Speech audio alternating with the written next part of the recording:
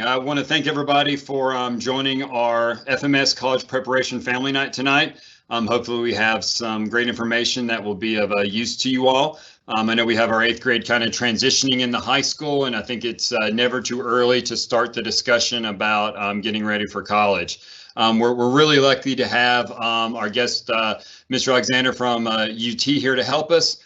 Before we get to him, I'm going to throw it over to Ms. Cormack, who is our 8th grade counselor, and she's going to talk a little bit about the transition and some of the other items that relate to 8th grade. So, Ms. Cormack. Thank you, Mr. Edmonds. We are so excited to be with you all tonight, parents and families. Like he said, we have an awesome speaker that we think is going to just give a lot of important information, share a lot of great resources with you all. And this is a big time as parents, as families, for your students transitioning to high school. And once high school hits, a lot of times it feels like it just goes so fast. So we really think it's important to have this information about college and career readiness on the front end. So a lot of good questions will be answered for you all tonight. And throughout this whole year, we have been emphasizing college and career readiness for our 8th graders. We have done virtual college visits. Even in the midst of COVID, we've gotten creative this year of how we bring that content to our students. So they've done virtual college visits. They've also done U-Science, which is a career aptitude test, and it has been really helpful with showing your students what careers and career fields they might be interested in, and also what they naturally have skills and talents for. So if you have not had the opportunity yet to view your students' results with them, please do that. It's an awesome activity to look at together and just go through those results. It will be great in guiding them, maybe in some different elective classes that they should take in high school, different things to explore. So all of that is the things that we've done throughout this year. We will continue to support them. And we also hope that tonight's workshop will be just another thing for you and your family that can help support in this really exciting time. So that's really all I have. I'll turn it back over to Mr. Edmonds, and then we'll get started with the presentation. We're really lucky to have Ms. Cormack helping us and helping our kids with the transition. So really lucky to have Clayton Alexander, the Director of Freshman Recruitment at University of Tennessee. Mr. Alexander came and spoke to our kids, I think for the first time last year, came and spoke to our 8th grade students in person. And it was just a really, really powerful, I got to sit down and listen to it, really, really powerful talk about college and those steps, and just to hear someone from the inside that takes away a lot of the rumors and things we hear. And well, my cousin said this, to hear it from the source is a really, really powerful thing. And we are really lucky and excited to have him here. We will have the chat open, so if you have questions, you can post questions in the chat. Ms. Cormack and myself will look for that. If we have time at the end, we will present those questions to Mr. Alexander, let him answer them. If not, we're going to combine the questions. Either way, we're going to combine the questions into a Q&A, and we'll post those on our website. Also, this video, if you know people who wanted to attend but couldn't for other random reasons, we'll post this on our school website, so it'll be under the 2021-2022 scheduling tab under Rising 9th Graders. So we'll put this video. There's also a link to this presentation where you found that link as well. We'll put this in the Q&A up there to try to give everybody as much access to this information as possible. I will edit out the part where I spoke on mute, but I'll leave Ms. Cormack's in there so she can live through that. So I'm going to throw it to Mr. Alexander and let him take over. So thank you.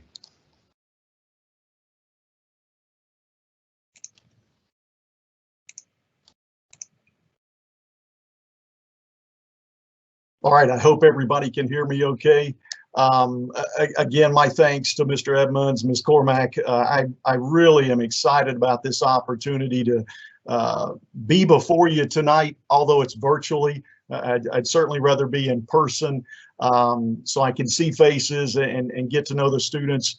Again, my name's Clay Alexander. I am a Farragut neighbor, part of the Farragut community. I've got an 8th grader and a 6th grader. So we are already having this conversation. I'm having this conversation with multiple other families. I'm helping current freshmen, sophomores, juniors, and of course seniors through this process. So I'm excited to share with you a little bit about kind of what I know in the college admissions world. I've been in college admissions over 25 years. I'm from North Carolina, so I'm not a product of the University of Tennessee. And I try to let people know first and foremost that this presentation, while I represent the University of Tennessee and the undergraduate admissions office here, I want to help your son or daughter, your student, go wherever they want to go. And there's lots of options, and we'll cover that in a little bit. But the transition is key. And what we do throughout high school is very important because all 4 years matter. And I'm going to go in depth about each of those 4 years. This transition should be exciting. So I hope you will help your student to not be stressed about the move from FMS to FHS or wherever they may be transitioning to high school. Not to fear it, but to get excited about it. Because what the student does during high school, what their performance is going to determine whether or not they reach the goals that they set for themselves. And I believe, based on what I've experienced with my kids, FMS is preparing students. The Farragut area is preparing students for college, if college is the destination.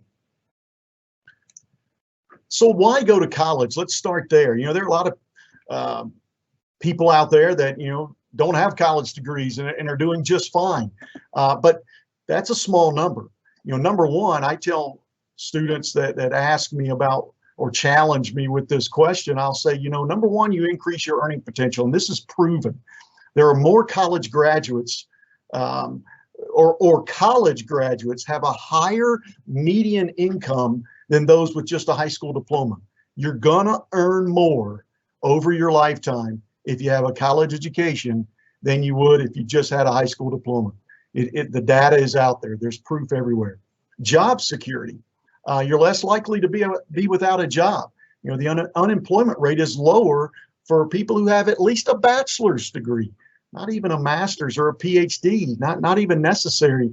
The unemployment rate's lower for people with just a bachelor's degree. You know, peace of mind, the ability to pay bills, buy food, you know, maintain that Netflix account, those kind of things. Have a lifestyle. That's why I've got the image of the car there, because I've heard my boys talk about the car that they plan to drive. And I'm like, well, how are you going to make the money to pay for that car? And so lifestyle, you know, as your student begins to think about the lifestyle they want to have after college, in their personal life, what they do, the career they have will be dictated by the kind of lifestyle that they have, or it will dictate the lifestyle they have. Having a job with benefits, insurance, retirement, paid, vacations, sick leave that's paid, you know, a salary, you know, a paycheck that arrives either every 2 weeks or once a month, training.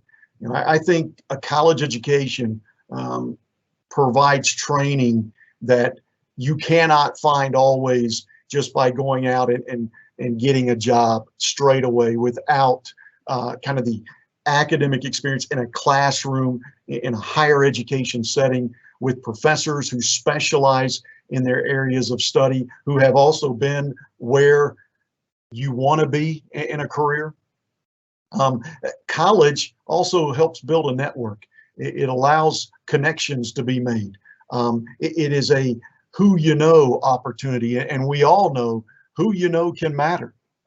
Many times a resume may not be necessary based on who you know, because you may be presented with opportunities because of those relationships, those connections that you've made. I think also going to college expands your options. It creates doors of opportunity. A college degree, a singular college degree, no matter what it's in, could also provide multiple pathways. You know, my college degree, I worked in that field for almost 1.5 years right out of college, but now I'm in a profession and have made a career of it that there's no college degree for. But based on my experiences that I had while in college, it connected me to this opportunity. And many times it'll connect you to pathways that you don't even know about, or may not right now currently exist. Also, a college experience transforms a student. I think any of us that know a college student and has known them from the moment they started college to the day they graduated, there's a transformation that took place.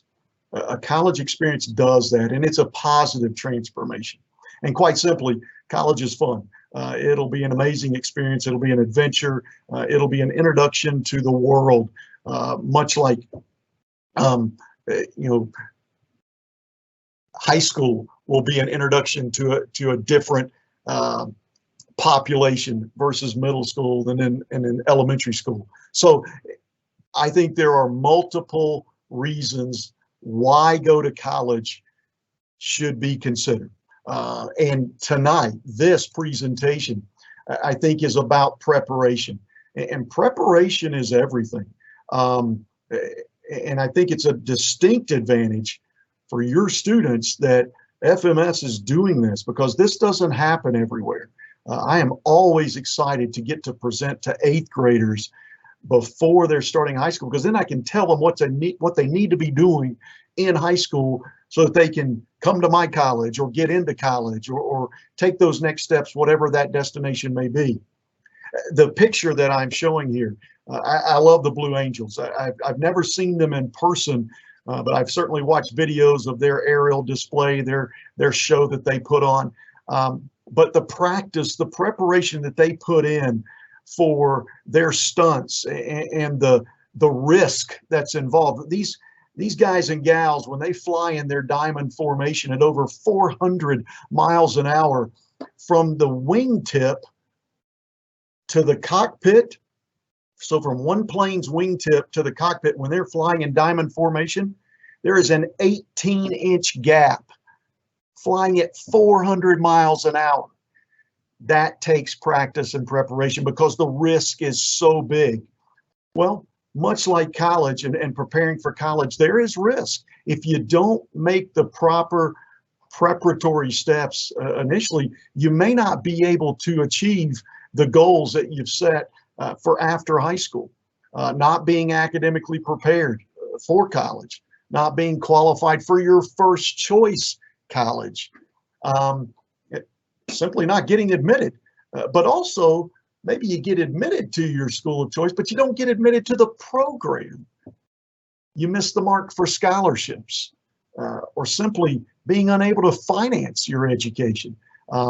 Things that are important to think about as you prepare. And another reason to prepare is there's a lot of options. There are over 4,000 accredited colleges and universities in the U.S. And there are so many different types of colleges and universities. And while your student may envision themselves at one or a specific type, I doubt they fully know all their options. And so it requires time and dedication to commit to the process of researching, studying, reviewing, exploring colleges, even right here in your backyard. There's 3 schools within the University of Tennessee system. There are 13 community colleges. There are 27 colleges of applied technology.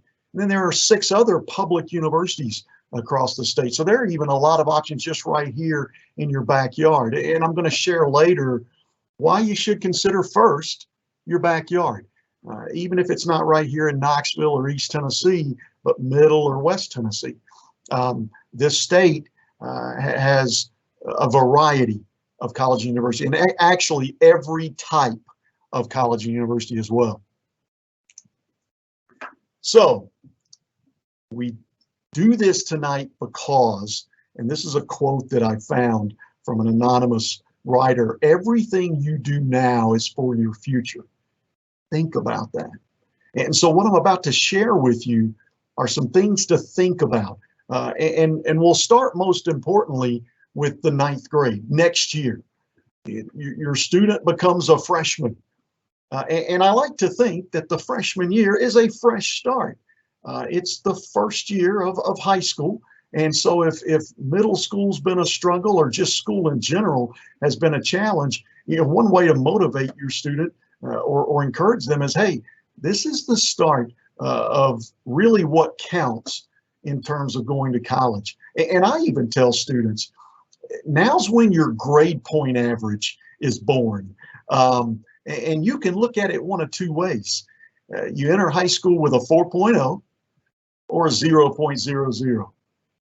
I like to think, start out with a 4.0 and everything you do impacts that 4.0, either keeping it where it's at, maybe elevating it depending on the weight, the rigor in your course selection, or lowering it based on your performance. But the grade point average, as you're going to see later, is a very important criteria in determining admission for college. This is the foundation of your senior year. Courses that you take now, maybe have already begun taking this year in the 8th grade year, will dictate what you're able to take in your senior year, how your progression will go in terms of a college preparatory curriculum. Freshman year is the year your student needs to find their passion and commit to it, okay? Because now what they're going to do in that committing is they're going to build on that commitment, and they're going to evolve throughout the next 4 years. They need to start building relationships and understanding how important relationships are. Again, that who you know, but at the same time, what can come about from those relationships? What can be learned by those relationships? Whatever skills and talents can be garnered from, a mentor type situation, or simply studying under, or listening to, or following alongside. Relationships are very important. Forward thinking. So now is where students have to always be thinking ahead. The impact that this, whatever it is they're doing, has on next steps and future activities. And then the summer after their freshman year is really the beginning of making sure that summer is spent wisely, doing things that can also enhance their profile, their extracurricular and even co-curricular resume, and factor in and be used as a resume builder for when they are applying to college. Okay, it's not just about taking summer vacations and doing nothing. Now in high school, you need to maximize the time, the commitment of involvement and activity during the summer. 10th grade year, I'll go ahead and tell you, sophomore year, I like to use the analogy in Star Wars. If you've ever watched the Star Wars movies, in episode 4, A New Hope, there's that famous line when the Gold 5 is telling his squadron, to stay on target as they're trying to take out the Death Star. But yet all the while, right behind him is Darth Vader and his ships, and they're firing at him and everything. And he keeps saying over and over, stay on target, stay on target. So the freshman year has just ended, and now they're going to start to get comfortable. They might even start to, have a little swagger and think they've got this under control, and you don't want them to lose focus. They got to stay on target, stay focused on, again, the end result, senior year, and even what's to come afterwards. In terms of their involvements, now they need to take their involvements to the next level, enhance them a bit, take on some different roles in those involvements. In terms of academic preparation, they'll be introduced to the PSAT, which is administered by the College Board, the people that do the SAT. And this will be an opportunity to test and kind of let a student know where they're at in terms of their acumen and their academic knowledge. So I would highly encourage them to consider registering during the 10th grade year, the PSAT. I am confident that Farragut High School will introduce them to that and make that information available. But just so you're aware and in the know. Parents, family members, start having conversations with your student about their ambitions, about their aspirations. Ambitions, that's what is their strong desire to achieve. Aspirations is that hope of achieving something. What are their options? What are the things they're considering? Be in the know so that you can also help to guide them and direct them. You never know. They also may be considering following in your footsteps or somebody else's footsteps that you know. And so begin to talk with them and become aware of what it is they're thinking about, what they're, starting to form a passion for. College fairs. If you have never attended a college fair, don't know what a college fair is, just imagine a big gym, a convention center, a coliseum, you name it, just a big space with hundreds, if not 1,000 tables, 6-foot tables that are manned by that many colleges with a representative or more standing behind them, handing out materials available to talk about their institutions. They'll probably have displays and things with images, but these are free to attend and a great way to begin to learn about all the different options that are out there in terms of higher education and to begin the exploration process. And maybe this is something that can be done the last half of the sophomore year, but anytime. It's never too soon to start this process. And maybe some of you have already done this, but definitely attend a college fair.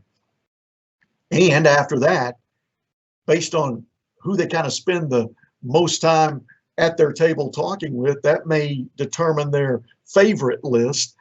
With those schools, I would recommend that they start researching them more intentionally and not just going by the brochures, the pretty pictures and the images, things like that.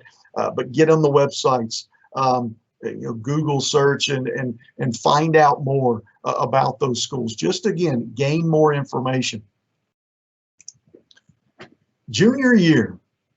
So I labeled this the most important year. And the reason is colleges and universities will have a lot of deadlines in terms of the application process that will be early in the fall of your student's senior year. So applications will probably go live around August of your student's senior year, and then some deadlines will be October, November, and kind of late deadlines will be December. If we're telling you to apply to college in the fall of your student's senior year, what grades are going to be on that high school transcript? Really just 3 years of work. And some people don't think about the fact, students won't realize it until maybe it's too late, that they're being evaluated, being judged based on 3 years of work, not 4 years of work to determine admission to college. Now, certainly we take into consideration what they're taking in their senior year, but we will hand out admissions decisions in the fall. And that will certainly be based on just 3 years of work. So the junior year is very important because when they finish that junior year, that's really the last full year of work. And it really lets us know where a student's at, what our expectations are of their senior year. And as long as they successfully complete their senior year, they should be good to go. But junior year, most important.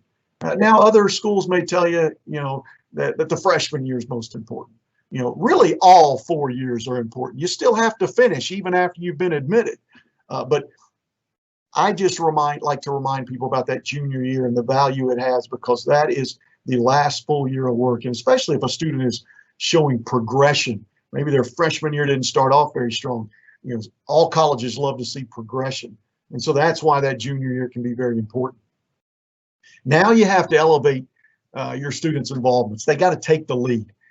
They have got to begin to distinguish themselves and take on roles within their involvements and display, a distinctive feature about their membership. Not just being involved, that's not enough, but taking the lead. Again, this may be when they take the PSAT. They will have registered in their sophomore year, but now they'll take it in the fall. The ACT will be made available in the second semester or second half of the year in their junior year. So they definitely need to take the ACT. If it is offered, take it. Right now, there are a lot of college universities, because of the pandemic we just experienced. You may have heard schools talking about that they were test optional. And some schools are still in that mode, but it is so much easier to evaluate applications and so much more subjective in terms of the admissions process when we've got test scores than when we don't have test scores.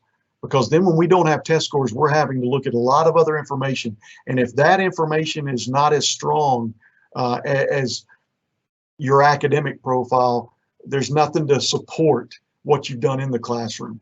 And that's why test scores are still very much used by colleges and universities, because they are still considered a predictor of college success. And colleges and universities will use the ACT or SAT to gauge their freshman classes and watch how they did. And based on what scores they had, that'll dictate where admission standards continue to stay. And so what the ACT can do for your student is just let them know where they're at. You know, I will tell you, in the different subject areas for the ACT, a 19 is college ready level, according to the state of Tennessee.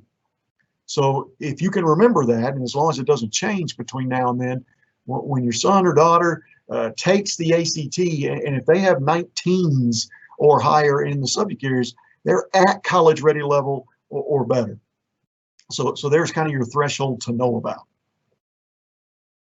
This is also a time when your student now is identifying who their top colleges are, getting serious about them. And you need to be going and visiting, at least those initial visits. You don't want to be making an initial visit in the senior year. The senior year is going to be a fast-paced year. And really the focus needs to be on applying and finishing in their senior year. So now is when you start to visit. Attend college fairs. If you didn't do it sophomore year, or you did, do it again. Maybe it's a different college fair. Maybe the college or university you're considering or the school you're looking at has an on-campus event or program or a showcase of some sort. Go to those. It could be major specific. It could be about housing and residence life and giving you opportunities to explore inside the residential environment, or showcasing different aspects of student life. Right now, I don't know a college in the country that doesn't have some sort of virtual program or experience for you to go on to their website and really kind of get a feel, take a virtual tour of their campus, connect with a student via chat. That's out there. So your student has a very distinct advantage over us, those of us that went to college when we were going through it. You know, we were sorting through catalogs. There was no internet when I was looking at college. And I was relying on word of mouth and personal references. And that was just to help me narrow it down to, you know, the one school I finally went and visited.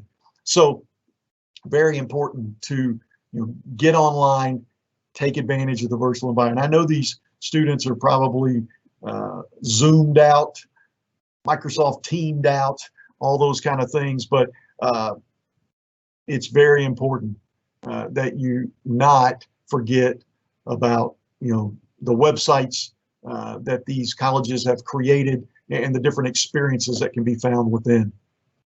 Again, make this summer count. This is the last summer before really they'll head off to college, because that summer after their senior year will be one where they're beginning that transition mode again, now transitioning to college.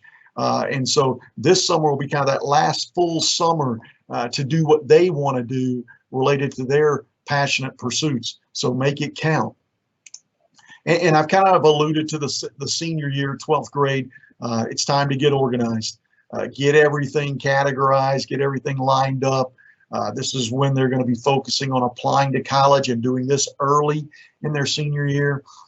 Start applying for external scholarships. Again, taking or retaking the ACT. I say that because a lot of colleges and universities super score. And what super score means is, so those 4 subject areas on the ACT, they'll take your best one if you've taken it multiple times and create your overall composite. Now, that is a question to ask, because not all schools may do that. Schools may only accept your best composite score. But again, hopefully I'm giving you some information, and you take this information and go, well, I know this about UT. Is it the same here? Or what are you guys looking for? Schedule those final campus visits. These would be the ones where maybe you're going to that, you know, your top 2 choices You're personalizing the visit. You're requesting to meet with somebody in the academic department. Connect with students for more one-on-one conversations. Really digging in to help you make that definitive choice and confirm your enrollment. Determining best fit. File the FAFSA. If you don't know what the FAFSA is, that stands for free application for federal student aid. So everybody should file the FAFSA. You won't do this. It usually opens up in October of your student's senior year, and you'll file that. You'll indicate what school you want to receive your student aid report information, and then they'll create a financial aid package based on that information. But no matter who you are, what the household income is, file a FAFSA. Financial aid offices cannot create financial aid packages without a FAFSA, okay? Keep your school counselor informed. Keep those at school that you're closely connected with aware of what you're doing, what choices your student is considering. Make sure that they know so that they can help you, especially, again, the whole who you know. They may very well have connections with that particular institution and have had experiences personally with that school. And we are very much engaged with high school counselors. They are our points of contact, who we talk with, who we ask about students and gain information from. So it is good, because if we're having that conversation with a counselor, and then later on that counselor's talking with a student, they can either refer that student to us or they can refer us to that student. So very important to keep your school counselor informed. And then you have to finish. I remind seniors that while they have been admitted, there's a little line down there in their admissions letter that says, upon successful completion of their senior year. Still got to graduate, still got to finish those courses. I have seen admissions taken away from students who did not successfully finish their senior year, and that's not fun news to deliver. So still have to finish. And again, senior year is going to be a whirlwind year. So the preparation leading up to it will help to make that senior year a successful one. So let me talk a moment about, in the classroom, if you are not aware, the diploma requirements in the state of Tennessee are shown here on this left side column. And this is the number of units, courses in each of these subject areas that are required to receive your high school diploma from the state of Tennessee. Now, here at the University of Tennessee in Knoxville, here are our expectations on this right side column. And you'll notice we are focusing on core classes. Now, some schools may look at everything about a student's high school record. They may take every class they've taken into consideration. They may use their overall weighted GPA. At UT, for example, we only look at the core courses, all right? And we calculate our own core weighted GPA. So we do take into consideration the rigor that a student has in their coursework. So I like to make fun of myself. I was an excellent student in PE, straight A's all through high school. Mathematics, not so much. So had I applied to UT, my core GPA would have not been as favorable, because those A's in PE weren't going to help me. It was those grades in math that were going to impact my core GPA with UT. And so again, this is information to be aware of. And what I'm starting to form is the idea around what colleges and universities are going to look for, and what your student needs to be focusing on. And I will tell you, there's great value in the core. I don't want to take away from, I love that Tennessee has the personal finance requirement. That's going to benefit a student, especially a college student. The elective focus, and I know the options and the variety of courses that they have to take. It is amazing what I've seen on the list that my son presented to me. So those are still advantageous. But when it comes to determining admission, these core courses we have focused on for admission and scholarship, because they're going to be the ones that are going to provide the preparation we believe for our academic environment. So what you have to ask is what does that particular college you may be considering looking for to determine admission. Now, they're going to look at you beyond the classroom. So students should, certainly consider their extracurricular involvements. And there's kind of these 5 areas. There's the school activities. There's things that the student will be involved in their community. Many of them may work and balance having a job or some type of work experience while being a student. Volunteerism, community service, and then those things that they're passionate about that are a part of their personal life that they identify with, that it characterizes who they are. Those are things that we look at and colleges will ask about and will look at. And to be more definitive, like what we do, we really look at the dimensions of that involvement. I talked about earlier, do more than just participate. Don't just be a member of a club or organization. Be impactful in your involvement. Be able to showcase something you did that caused change or made things better or impacted somebody's life. Take initiative. Don't just follow the crowd, but lead that crowd. Be a voice. Be creative. This would be a challenging one for me. I don't deem myself to be a very creative person, and I admire those that are. And if you are, if your student is a very creative minded person, man, that can be so advantageous in terms of their activities and their involvements outside the classroom. Don't fear a challenge. Resiliency and determination is a factor colleges and universities look at in determining admission, especially when they're comparing students. If there's one seat left, who do they pick? And sometimes, that student who has challenged themselves, and while they may not be, if it's in the classroom, they don't have the perfect 4.0, but they have taken a rigorous curriculum versus the 3.0 who just took the easy way out, that school may favor that 4.0.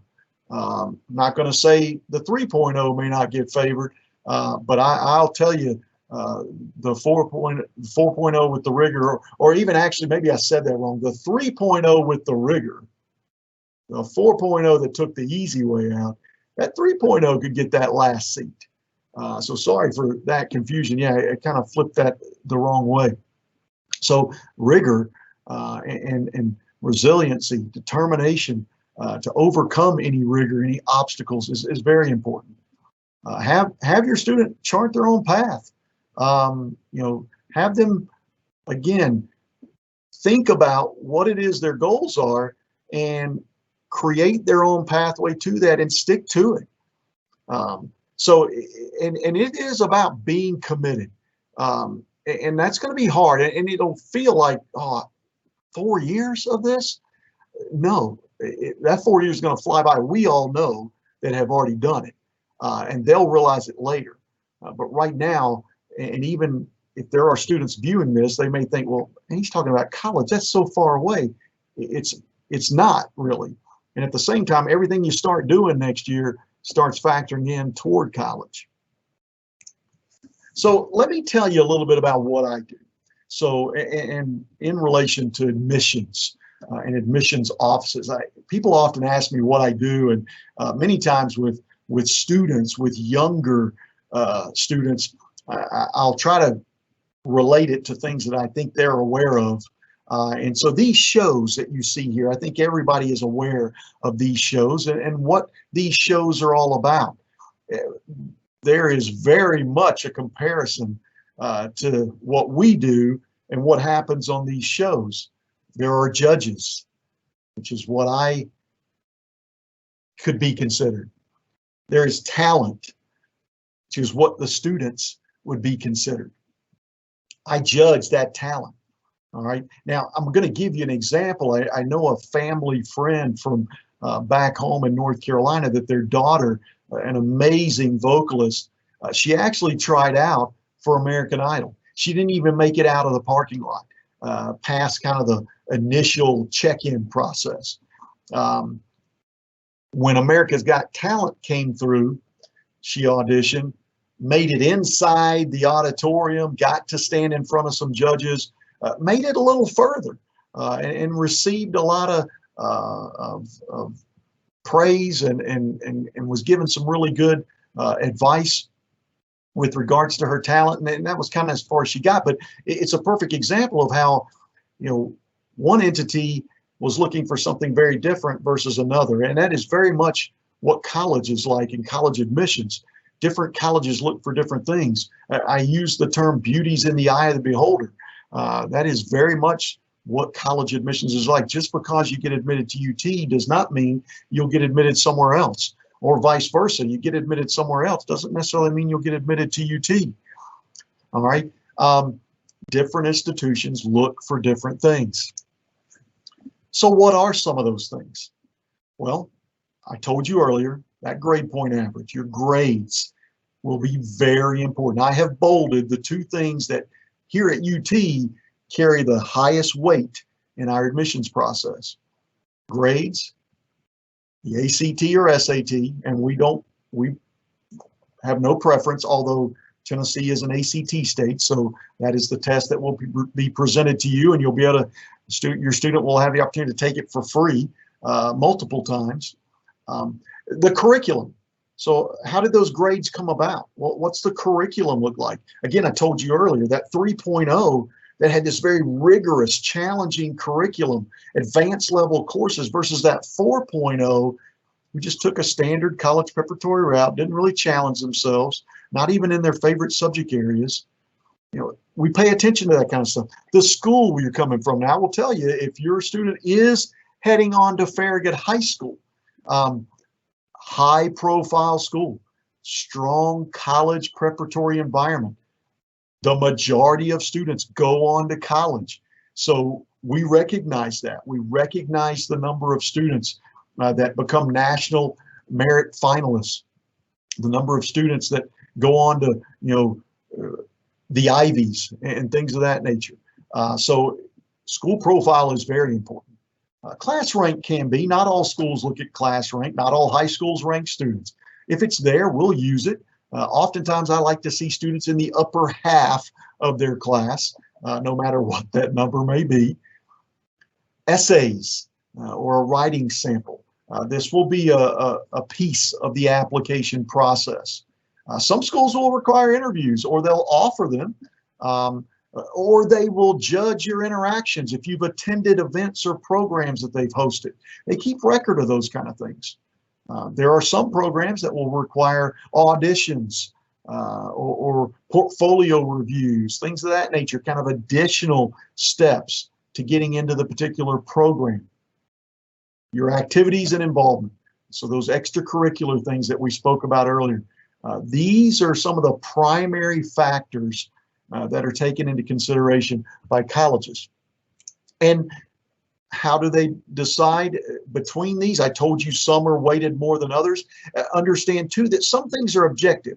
So, a student is not going to be able to convince me that a C in their Algebra 2 course is really an A. The teacher just gave me a C. No, if there's a C on the transcript, it's a C. Same with, rank and other things. It is objective. It is what it is. But then there are things in this review process that will be subjective, where you have an opportunity, your student has an opportunity to kind of pluck at our heartstrings. We are human beings and have feelings, and admissions people are generally, I'd say 99.9% of the time, very personable, engaging people that love talking and getting to know and building relationships with students.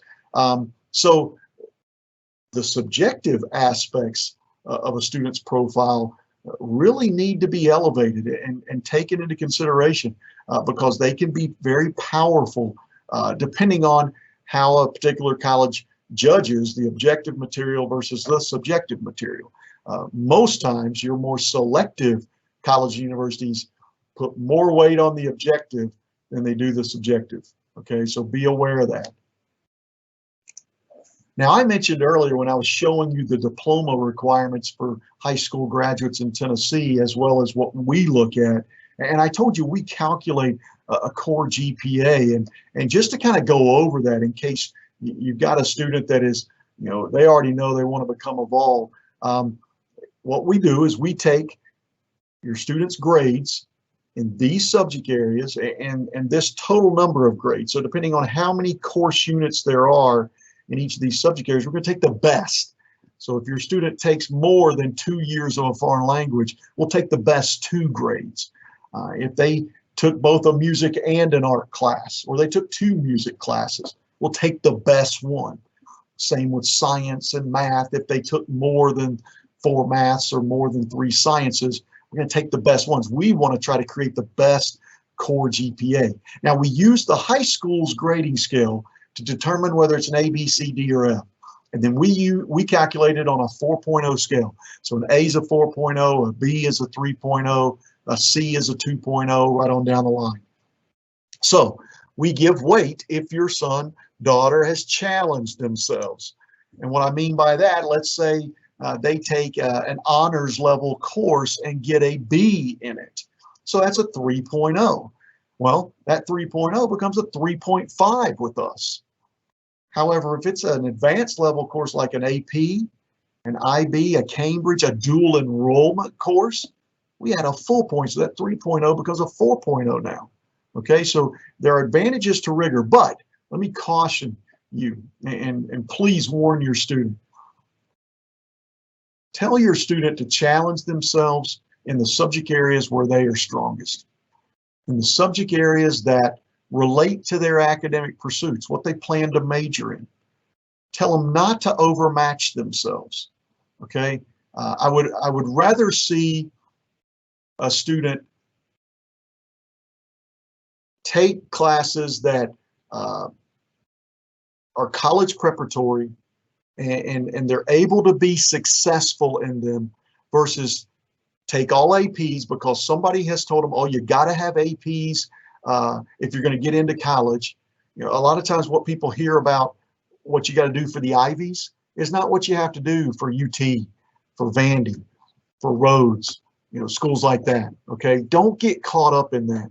Highly selective, yeah, you're possibly going to have the most rigorous schedule. But UT is not a highly selective. We're selective, but we're not a highly selective. I don't want somebody taking all APs and making a bunch of C's when they could have helped themselves, because then they may challenge themselves in terms of scholarship too. They may hurt themselves in that regard. But what I do want to see is a student, especially for admission into particular programs. For example, here at Tickle College of Engineering, they want to see students in pre-calculus, if not higher, by their senior year if they plan to be an engineering student. They want to see them in chemistry, if not physics, by their senior year, depending on what area of engineering they go into. So again, that's all about charting their course and creating a pathway to get them where they need to be. And depending on their academic discipline that they plan to study in college, that would dictate where I would tell them to challenge them. So, you know, somebody that plans to go in the health sciences field, yeah, they should be challenging themselves in science, taking as much science as they can, finishing in their senior year with science courses, not having this gap. You know, an engineering student, I would be shocked if I ever saw a student apply for engineering and they didn't have any math in their senior year. They didn't at least take that extra math. You got to do that. Got to have that academic preparation. So here's a nuance you might hear about, but definitely you can know about with us. And your soon-to-be freshman can even go ahead and create one of these. But the University of Tennessee here in Knoxville now has students self-report their academic record. So we don't require students to go and hassle their counselor to send us an official transcript. We let the students create their transcript. They self-report the courses they've taken, the grades they made, share with us their school's grading scale, and they thus create what we call a SAR. You can see it in blue there, SRAR. Your student tonight could go online and create a SAR account. Just type in, Google in self-reported academic record, and as long as you see that blue logo, SRA, they could go ahead and create their SAR. Now, the only reason they might do it now is if they're already taking some courses this year in their 8th grade year that will count toward their high school diploma, such as Algebra 1 physical science or something like that, first year of a foreign language. So you could go ahead and start creating your SAR, and then each year they update their SAR, and then that way by their senior year, and they're starting to apply, this will be a piece of the application that they'll already have done. They won't be the person trying to enter all 3 years of their work, including what they're currently doing in their senior year. It'll give them more time. But there are a number of schools that do this. I made notes, sorry, I just jumped ahead. I did not mean to do that. LSU, Miami, NYU, Penn State, Rutgers, Texas A&M, Cincinnati, Delaware, Oregon, Pittsburgh, Virginia Tech, Florida State, and Florida, just to name a few, that this is their process. They require students to self-report their academic records. So, for those of us that remember the day of having our official transcripts sent, that only takes place with the school your student decides to enroll with. So when they have applied, been admitted, and then decide to enroll with that school, then that school is where they'll send an official transcript after they've graduated. Okay, so I just share with you that this is a little nuance in the admissions process that won't be the same with everywhere you look. So again, I'm reiterating why it's important to know what each school is looking for. So financing college education, I want to kind of relax some folks and make you aware of the scholarship potential your student may have. Here at UT, we have what's called the Volunteer Scholarship, and this is an automatic merit-based scholarship for students that apply by our regular admissions deadline, not even our early one. So as long as they apply by December 15th of their senior year, and if they possess a 3.8 core weighted GPA, so again, here's what they start working for. This is the GPA at 4.0 that they start out with in their senior year, their freshman year. What do they do to impact it?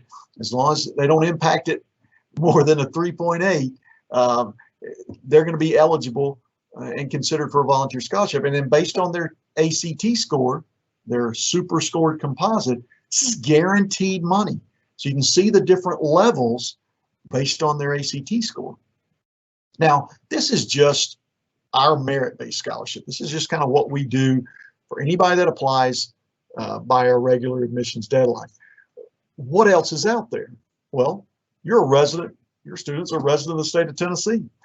As long as their high school GPA, not core, now we're just talking about high school GPA, is a 3.0 or higher, or if they took the ACT and got a 21 or higher, they're going to get the Hope Scholarship, which is $3,500 each year for their first 2 years. And then it elevates to $4,500 for their junior and senior year. Now, stackable on top of the Hope, which the Hope is stackable on top of that volunteer, but stackable on top of the Hope, let's say in your household, the family income level is $36,000 or less. Well, they're going to give you another $1,500 on top of the $3,500. Also, if your student, when they graduate from high school, their final high school GPA is a 3.75 or higher, and not or, and they earned a 29 or higher on the ACT, there's another $1,000 that they're going to stack on top of the Hope Scholarship. Okay. Now, in the University of Tennessee system, so us, UT Chattanooga, UT Martin, your son or daughter, your student chooses to go to any one of those three schools, there's the UT Promise Scholarship, which is available to Tennessee residents.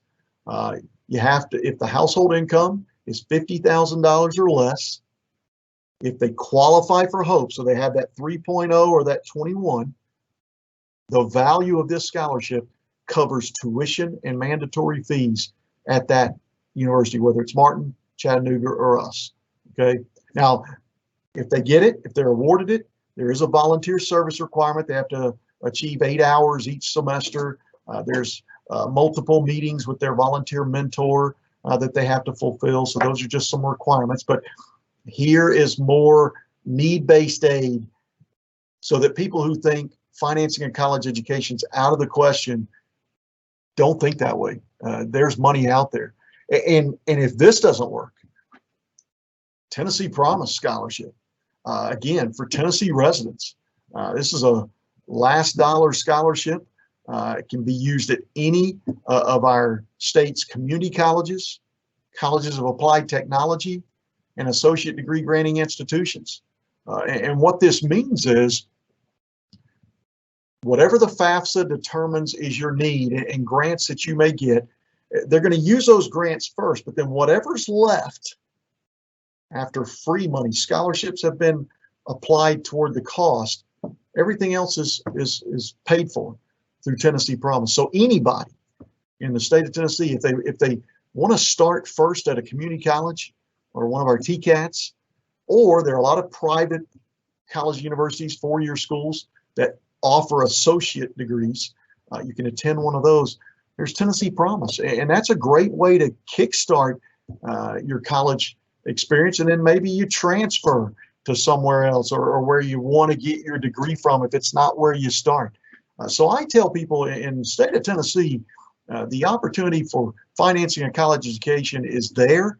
It should not be something that prevents someone from applying and considering college, because this state is doing its part. And even by the time our students are getting to their senior year, there could even be more.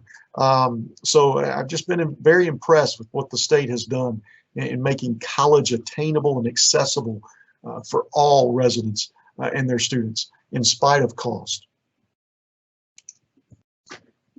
So what's next for your students? So I've thrown a lot of stuff out at you. You know, it is definitely time to start setting some goals and making sure the student stays on track to achieving those goals. But meanwhile, start getting your student committed to those things that they're passionate about. It is no longer about this resume of activities and how many things they can be involved in. Colleges and universities now prefer to see singular commitments, whether it's at school or not.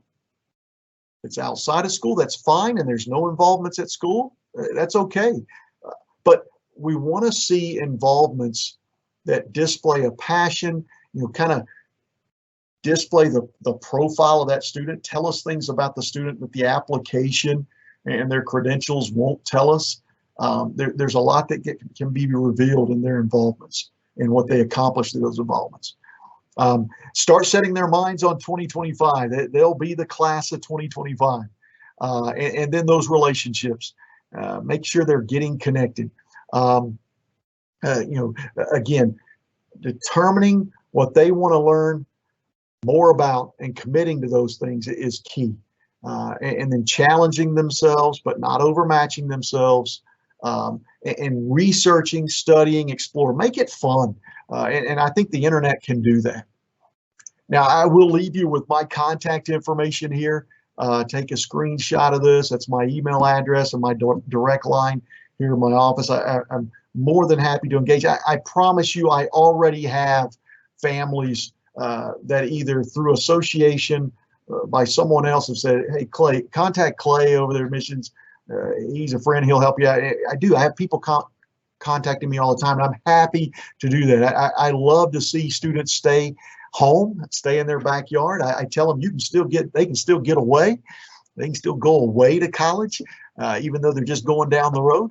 But even still, if it's not UT, wherever that destination may be, I'm happy to help connect them, because the admissions world, we are our own community. So I know people at other colleges and universities, and am happy to help. And I will tell you that as you get through high school, as your student goes through high school, we will be just as engaged, continue to be engaged with them. We will offer more types of workshops, especially as they get to their junior year, and really need to start planning for the application process. We'll be more detailed about that application process and provide workshops that help them to be ready and prepared to apply come the fall of their senior year. So I hope this was helpful tonight. I appreciate so much your attention to this presentation, and again, reach out to me if you have questions, and I'm going to turn it back over to Mr. Edmonds and Ms. Cormack. Perfect. Mr. Alexander, thank you so much. That was awesome information, even for me and Mr. Edmonds to hear every year. I feel like you have new stuff to add and really great things for our family. So there are a few quick questions. Sure. So our first question tonight is, let's see here. Okay. Can you talk about how universities view students who come in with college credits? How important is that college credit? So we call that dual enrollment a lot. How important is that? Well, it can be important for a number of reasons. Number one, to save money in college if you're coming in with credit, especially if the credit does count toward degree requirements, which is important to know. It's one thing to just go and take college level classes that might fulfill high school diploma requirements, but is it a course that also kind of you can double dip, and that course can count toward ultimately the degree you plan to pursue in college? And we're happy to help with that. We can do transfer equivalencies. We know what, if you take it at Pellissippi, we know how that transfers, or if it transfers to UT. I will say this, in terms of dual enrollment carries more weight than dual credit. Dual enrollment is taught by a college professor in that college classroom, while dual credit is taught at the high school by the high school teacher who has been licensed or certified to teach that course. Dual credit, we only give half a point. That weighting I was showing you in the core GPA calculation, you only get half a point for dual credit. For dual enrollment, you get the full point. I will tell you that I favor dual enrollment even over AP, IB, and Cambridge. And while those are amazing curriculums, and curriculums that if your student is considering those, then great, go for it. Nothing against them, but getting the credit hinges on how you do on this examination after completing the course. Whereas dual enrollment, you go and complete the course, and most schools C average or better, you get the credit. Some schools, you just pass the class, you get the credit. But it all goes back to the rigor. That's going to be a challenging course. It's college level. If it's in a subject area that the student specializes in, then man, go for it, especially if it's going to mean one less course they have to take when they get in college. That can benefit you financially, but at the same time, introduce them to a college classroom and let them see, what that's all about. But do you have to take dual enrollment or even advanced level courses in everything? Not unless you're applying to Harvard. Awesome. That makes total sense. So another good question that I saw that was asked is, are universities like UT making plans to adapt and adjust to the learning loss for kids from COVID? Seems like it would have an effect. A global pandemic. How are universities responding to that learning loss? Yeah, so one of the things we did was, again, we went test optional because test scores have always been a requirement. So we were test optional. We even created the Beacon Scholarship. So I showed you the volunteer. We created a Beacon Scholarship, same levels. Had to have the 3.8 though, just like the volunteer. But what we did is we looked at all the other, those extracurricular things. We had them do a little extra essay, respond to a prompt, but we provided a scholarship for students that may not have had a chance to take the ACT. So that was a way we changed. The pandemic really this year caused a lot of things. I think you will see some schools stay test optional, or they may even go away from standardized testing. I think you're seeing more schools now have a holistic approach to the review process, so really taking the whole student into consideration. But here at UT, it really caused us, I think our plan is with test optional is to continue to do it and kind of collect some data from it, because you can't just do it one time and then not do it anymore. What's the justification? But if you can kind of draw it out, keep that in place and see how students do based on those that are admitted that didn't have test scores, then we'll be able to see whether that's a true validity piece to the admissions process. But one thing to ask colleges and universities when it comes time to apply is to really connect with them and get them to share what it is they're looking for. Because, we don't deny any student prior to December. So we have 2 deadlines, November and December, and we hand out decisions in December. But in that initial round, we don't deny anyone because we give everybody a chance to explain themselves, submit first semester grades. If there's extenuating circumstances, kind of, show us their resiliency and determination I talked about and see if they can impact it. We've created pathway programs. We have excellent relationship with Pellissippi that allows us to send students to their classroom while those students live on this campus and get to be Vols and have the Vol experience, be on game day, cheering on the Vols, or being involved in clubs and activity, eating the food on campus, living in the residence halls. They just take their classes over there. It's a pathway program if there's been challenges. So we're always looking for ways to make UT accessible and not disadvantage students in getting them in. But I will say this, as many people know, UT its profile has improved over the years. Just in the 5 years I've been here, our freshman class is getting more and more stronger. We're on this mission to be one of the top 25 public universities in the nation. And with that, to get that distinction, you got to be able to present a student population that has a certain academic profile.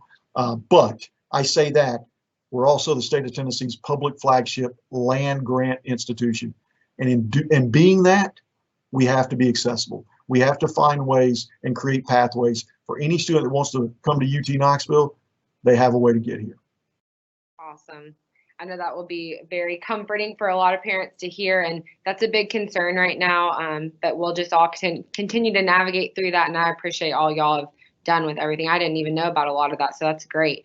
I will stop us with questions right here. Parents, you guys have provided a lot of awesome questions tonight. And please remember that while we couldn't get to every question, we will be compiling a list of the questions that were asked, giving those questions to Mr. Alexander to answer. And then the answers to those will be posted along with this recorded video on our website. So at this point, I'm going to turn it back over to Mr. Edmonds to close us out. And we just appreciate everything. Thank you, Mr. Alexander. Thank you. Not that time. I'll just echo what Ms. Cormack said, and really, really want to thank Mr. Alexander for coming in.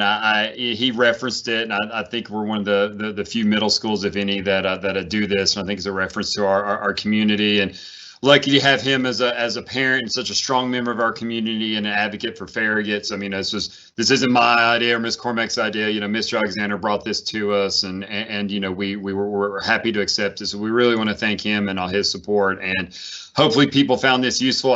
I've learned some things about the admission process that I didn't know about either. So we will post all this on our website. And once again, thank everyone for their time this evening. We had great attendance and some great questions, and we will get those posted. And just once again, I want to thank Mr. Alexander for his time, and also thank Ms. Cormack for her time as well. I just signed back on so people can know that I'm still here, that I didn't just leave and go home or something. So that's the only reason I made them have me talk at the end of it. So want to thank everybody for their time. Everyone have a great evening. Thank you, Ms. Cormack. Thank you, Mr. Alexander. Y'all have a good one.